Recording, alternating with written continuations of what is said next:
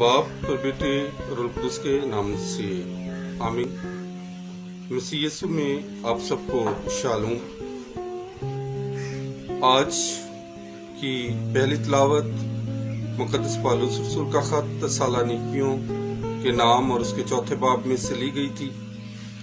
और आज की जो पहली तिलावत है इसमें पौलुस रसूल बहुत सारे मौज़ूओं पर बात करते हैं कि हमने किस तरह से मसीह के जलाल को अपनी जिंदगियों के जरिए से और अपने कामों के जरिए से जाहिर करना है। पहली बात कि जागते रहो, बिला नागा दुआ करो, एक दूसरे से मोहब्बत रखो, बदी की इवज़ बदी ना करो और हर वक्त नेकी के दर पे रहो और हमेशा एक दूसरे से मसीह मोहब्बत में जुड़े रहो।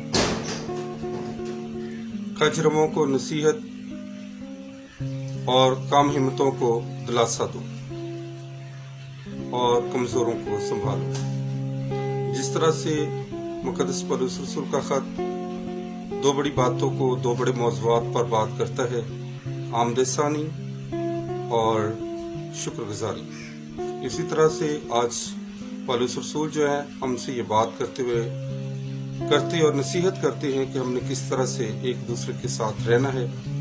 और लिखा है कि रूहों को ना बचाओ बल्कि रूहों को आजमाओ। सब बातों का इम्तहान करो, जो अच्छी लगे उनको पकड़े रहो और जिंदगी का हिस्सा बनाओ। आज की अंजील मुक़द्दस मत्ती की अंजील में से ली गई है और उसके 25वें बाब में और मुक़द्दस मत्ती के 25वें बाब में 3 बड़ी तमासील जो हैं वो बयान की गई हैं। और इन तमासील के जरिए से खुदावंद यीशु मसीह हमें खुदा की बादशाहत के लिए तैयार करते हैं।